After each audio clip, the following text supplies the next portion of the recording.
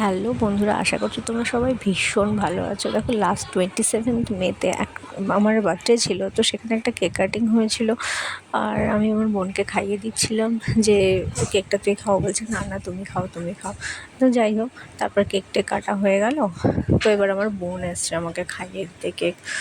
তো আমি বললাম যে যাই হোক, সবাইকে তুই তাহলে কেটে দিয়ে দে। ওরা তো কেউ দিতে পারছিল না, সবাই যে যার নিজের মতো বসেছিল। দেখো, আমার বোন আমাকে খাইয়ে দিচ্ছে কেক, আর আমার ছেলে সোনাই বসে আছে আমার কোলে। ওর এখন সবে 8 মান্থ হলো। তো ওর অনেক ভিডিও তোমাদের সাথে শেয়ার করব বন্ধুরা।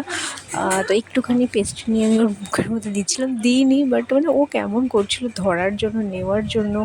হ্যাঁ, এখন নতুন নতুন একটু কেউ খেলে ধরতে চায়। তো যাই হোক, এই ভিডিওটা শেয়ার করার তোমাদের সাথে আমার একটাই কারণ, লাস্ট যে 2 ইয়ার্স এগোতে একখানা ভিডিও শেয়ার করেছে ফেসবুক আমার সাথে জন্মদিনেরই। তো সেটা দেখে আমার একটু পুরোনো, তখন তো সোনাও আমার কাছে ছিল না। তো তারপরে আমার প্রেগনেন্সি অ্যান্ড দেন ও হয়েছে। তো সেই জন্য এই ভিডিওটা একটুখানি তোমাদের সাথে শেয়ার করছিলাম, যে দেখি বন্ধুদের সাথে একটুখানি শেয়ার করি। যে বোনটাকে দেখলে আমি প্রথমে খাইয়ে দিচ্ছিলাম, এটা তাদের বাড়ি, আর তাদের একটা এরকম ল্যাব রয়েছে। তো আমি ওকেই, সেদিন তো 12টার কেক কাটিং হয়েছিল 2 বছর আগে।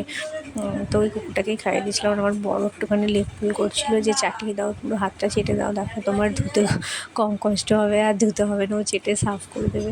তো এরপর আমি আমার ছেলেকে নিয়ে কিছু ছবিও তুলে নিয়েছিলাম। ব্যাস, আর এইটুকুই। টাটা বন্ধুরা, তোমরা সবাই ভালো থেকো। দেখা হবে এরপর একটা নতুন ব্লগে।